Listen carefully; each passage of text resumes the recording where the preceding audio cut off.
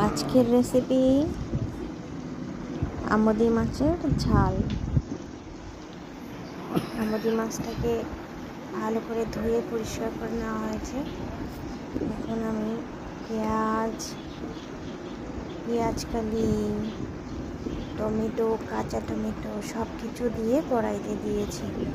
তারপর দিয়ে নুন ছিটিয়ে দিয়েছি, হলুদ, জিরের গুঁড়ো সব কিছু দিয়ে, দুটো কাঁচা লঙ্কা দিয়ে আগে এটাকে ভালো করে ভেজে নেব। এটা খুব হালকা আঁচে ঢেকে ঢেকে রান্নাটা হবে। একদম হালকা আঁচ করে সব নরম হয়ে যায়, সেভাবে ঢেকে ঢেকে রান্নাটা করতে হবে।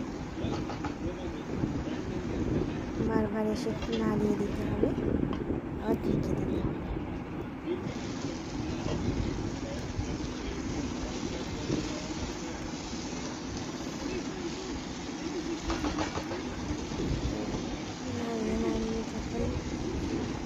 একটু নরম হয়ে যাবে, এটা ভাজা হয়ে যাবে, তখন অল্প জল দিয়ে দিতে হবে।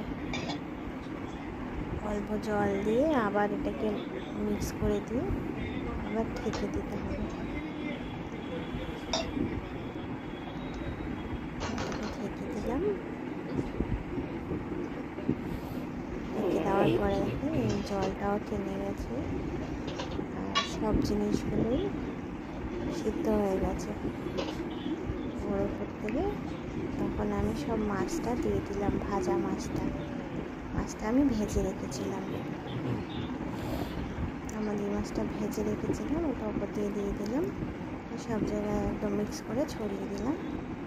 এটা খুব টেস্ট হয় খেতে। পেঁয়াজকালি টাইমে ঠান্ডার সময় পেঁয়াজকালি পাওয়া যায়, তখন পেঁয়াজকালি দিয়ে করলে এটা খুব বেশি ভালো হয়। পেঁয়াজকালি দিয়েই করেছি।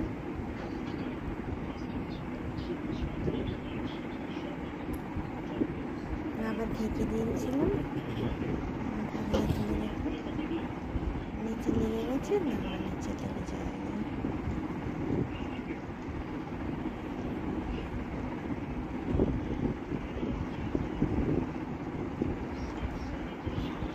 সব টমেটো, পেঁয়াজকালি, কাঁচা টমেটো, পাকা টমেটো সবটাই মিক্স হয়ে গেছে, সব ভালোভাবে গলে গেছে,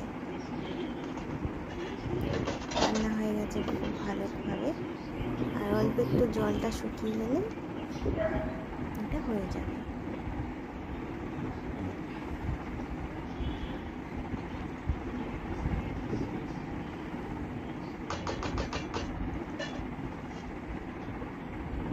অল্প ঢেকে দিলাম, কিছুক্ষণ পরে এসে দেখবো জলটা টেনে গেছে পুরো।